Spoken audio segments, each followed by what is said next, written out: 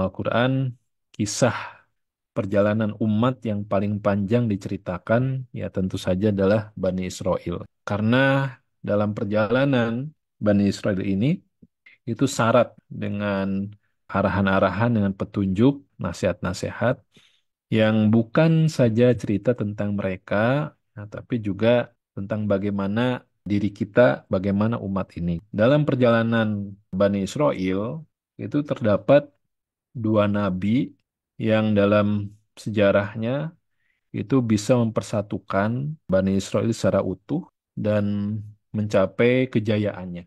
Kalau zamannya Nabi Musa itu justru zamannya penindasan oleh rezim. Setelah sepeninggalnya Nabi Musa, bahkan di dalam Alkitab diceritakan setelah memasuki Palestina di bawah kepemimpinan Yusa bin Nun, maka Bani Israel ini memasuki masa kesukuan. Jadi terpecah bersuku-suku dan tiap-tiap suku itu mendapatkan wilayah di sekitar Palestina. Dan tidak ada pemerintahan pusat ya pada masa itu. Saat masa-masa sulit terjadi, kemudian ada upaya-upaya mereka untuk meminta seorang pemimpin, adanya kebutuhan pemimpin yang nanti akan memberikan pengadilan, kemudian juga berperan sebagai pemimpin militer. Nah, itu sampai di nanti berlangsung di zamannya Tolut. Nah, inilah kemudian nanti kemunculan adanya seorang pemimpin muda melalui proses tahapan penempaan yang panjang. Situ muncullah nanti ada pemimpin baru yang dilahirkan. Jamaah rahimakumullah. Jadi kita awali pembacaan kita, tadabur kita itu di Al-Baqarah ayat 246 ya, sampai 251. Ini adalah kisah tentang pasukan Tolut dan Jalut. Jadi intinya bahwa Bani Israel membutuhkan pemimpin untuk mempersatukan tadi ya yang sudah bersuku-suku itu dan mereka dalam kondisi kehinaan, mengambil kembali kemuliaan dan siap diajak untuk berperang. Namun ketika sudah ada kewajiban berperang, ya sedikit saja yang siap. Kemudian dipilihlah Tolut dan ini betul-betul Allah yang memilihkan untuk mereka dengan ilmu yang luas dan fisik yang kuat.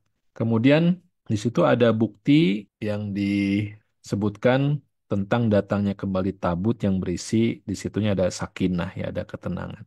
Jadi memang pemimpin yang ditunggu-tunggu itu dia akan memberikan kedamaian, ketenangan.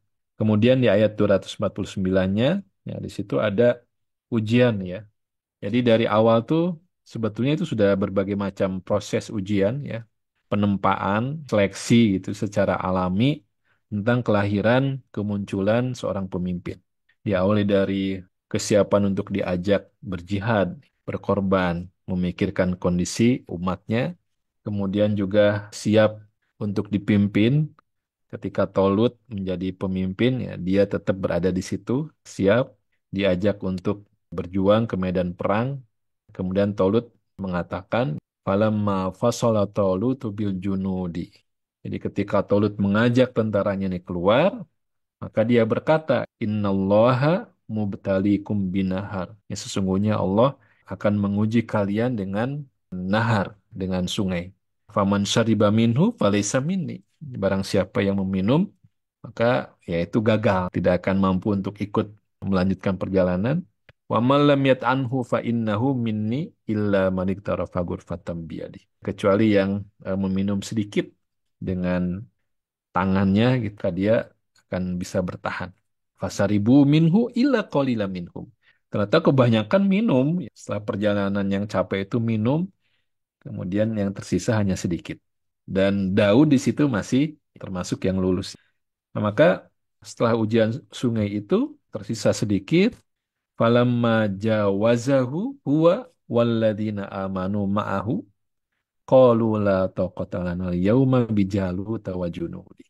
Mereka berhadapan dengan pasukan Jalut. Ini versi mereka itu David versus Goliat. Itu juga ada bukunya. Mungkin bagus juga kalau mau fan of view dari orang-orang Yahudi. Bagaimana kisah ini. Jadi di situ ada kondisi kepengecutan ketika berhadapan dengan pasukan Jalut yang secara fisik itu lebih besar ya ukurannya. Maka Disitulah tampil kemudian qalal ladzina yazunnuna annahum mulaqullah. Jadi berkatalah, siapa yang berkata? Alladzina yadunnuna annahum mulaqullah. Dalam bahasa Arab ini. Ini yang berkatanya. Siapa? Itu orang-orang yang yazunnuna. Mereka meyakini annahum bahwasanya mereka mulakuna. Ini ada suatu ikatan mulaku dengan Allahi lafzul jalal. Mulaku ini suatu isim, isim tipis tanpa alif lam. Dia akan menjadi mudhof, sedangkan lafzul jalalahnya menjadi mudhof ilaih. Jadi kalau terjemahannya, ini orang-orang yang mereka meyakini bahwa mereka itu akan menemui Allah. Mulakullahi ini diterjemahkan menemui Allah. Menemui itu fiil ya. Sedangkan mulaku ini suatu isim. Jadi mulakuna. Mereka yang menemui. Jadi di sini ada isim. Menunjukkan bagaimana orang-orang ini begitu yakin akan pertemuan dengan Allah. Sangat yakin itu ya bertemu dengan Allah. Sehingga kalimatnya seperti ini. Menggunakan isim. Bukan dengan menggunakan fiil. Ini berarti mereka saking kuatnya ya keyakinan pertemuan dengan Allah. Jadi kalau normalnya ini menggunakan laqo yulaki, laqo yulaki. Jadi jamaknya yulakuna. Orang-orang inilah orang-orang yang begitu permanen, begitu kuat keyakinan terhadap pertemuan dengan Allah. Mereka lah yang bisa melanjutkan perjalanan dan sampai mengatakan kam min fi'atin qalilatin ghalabat fi'atan katsiratan biidnillah. Berapa banyak golongan yang sedikit itu bisa mengalahkan golongan yang banyak dengan izin Allah. Ini juga sangat penting. Jadi kalau ada binasrillah dengan pertolongan Allah, biidnillah dengan izin Allah, itu ada perbedaan. Kalau binasrillah dengan pertolongan Allah ini sesuatu yang bisa dikalkulasi, bisa dihitung. Baru Allah tolong gitu. Pertolongan itu yang akan diberikan. Tapi kalau biidnillah dengan izin Allah, itu memang nggak masuk secara logika dan kalkulasi manusia, ya perhitungan manusia itu nggak masuk, itu nggak mungkin gitu ya kayaknya. Nah itulah biidnillah. Ya. Jadi ini keyakinan pasukan yang memiliki keyakinan mulakullah itu bisa sampai seperti ini. Dan Daud, ini pemimpin yang nanti dimunculkan, dilahirkan dari proses ini, termasuk dalam kelompok orang-orang ini. Alladzina yadunnuna annahum mulaqullah. Jamaramukumullah, kita lanjutkan. Maka di ayat berikutnya terjadilah pertempuran. Fahazamuhum biidnillah wa qatala Dawud Jalut. Nanti Daud bisa membunuh Jalut dan disinilah kehebatan Al-Quran, keunikan Al-Quran dalam menceritakan suatu kisah.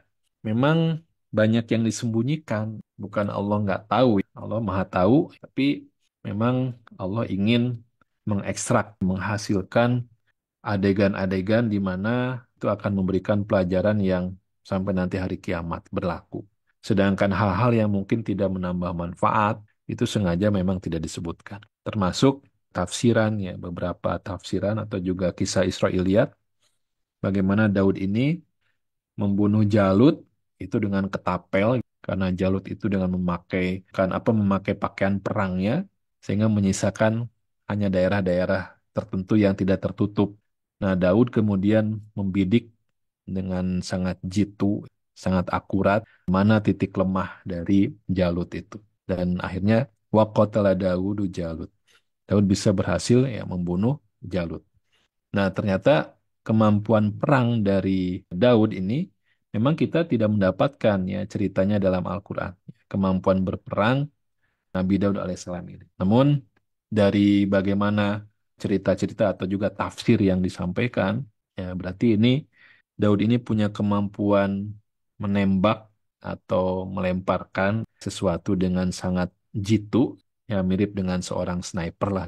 Dan kemampuan seperti itu ya dihasilkan dengan proses yang juga sangat panjang. Silakan nanti iseng-iseng baca lah ya.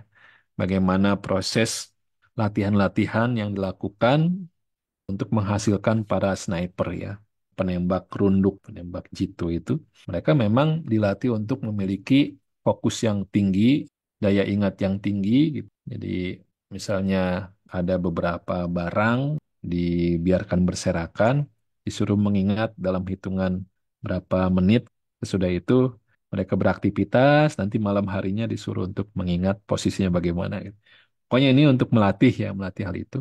Juga kesabaran yang ekstrim dan kemampuan untuk berkamuflase, ya. Jadi saya bayangkan ya, ini Nabi Daud ini pemuda ya saat itu memang sudah ditempa dengan proses yang begitu keras untuk menjadi pribadi yang melewati berbagai macam ujian itu dia lulus, lulus, lulus gitu. Ujian kepemimpinan, dia menjadi pasukan. Kemudian juga ujian sebagai tentara yang melewati berbagai macam rute, ujian perjuangan yang mungkin di situ ada sungai ya, ada kue-kue perjuangan. Dia juga terus tabah menjalani perjalanannya. Sampai menghadapi Jalut ini sosok yang memang ditakuti dan kebiasaan peperangan saat itu sebelum ada antar pasukan itu ada perang tanding gitu. Jadi satu lawan satu itu untuk memecah konsentrasi dan melumpuhkan mental lawan. Nah, ternyata yang maju ini Daud ya, yang masih kecil ya, masih ingusan gitu menurut mereka. Ternyata disitulah muncul. Nah, inilah kemunculan pemimpin muda menurut versi Al-Quran. Memang harus melalui proses yang seperti itu. Nggak ada lah ya pemimpin itu yang dihasilkan dengan cara-cara instan. Sekali lagi, kita tidak bermaksud nembak siapa-siapa ya, tapi ini Al-Quran yang berbicara kepada kita, maka mari kita lihat dengan kebersihan hati kita, bagaimana sih supaya terjadi persatuan. Ini kan setelah eranya Tolut, setelah menang peperangan ini, kemudian Tolut meninggal dan digantikan oleh Daud. Jadi mereka Bani Israel sangat bangga dengan King David namanya, dan ini kerajaan yang begitu luas, memiliki istana juga yang sangat megah, dan tolong jangan dikotori dengan kisah-kisah kotor yang Israeliat, ya, bahwa nanti Daud itu punya istri yang banyak, kemudian dia tertarik dengan istri panglimanya ya ketika Daud sudah jadi raja, kemudian si panglimanya ditugaskan keluar ya sampai kemudian meninggal panglimanya, kemudian Daud menikahi ya jandanya itu. Nah, ini nggak ada kisah-kisah begini. Jadi kita bersihkan. Termasuk nanti kita akan bahas putranya Nabi Daud ya, yaitu Sulaiman. Itu juga nggak ada kisah kemudian Sulaiman menikah dengan Ratu Bilqis ya, nggak ada. Tapi ya, jadi poin di sini bagaimana kemunculan pemimpin itu memang melalui proses yang sangat panjang. Maka pemimpin yang matang, meskipun secara usia mungkin masih muda, tapi ketika prosesnya begitu, nah ini layak kita pertimbangkan. Ya, sebaliknya, ketika ada yang ya secara instan, namanya instan ya, ya nanti lama-lama akan membunuh, ya, akan membahayakan.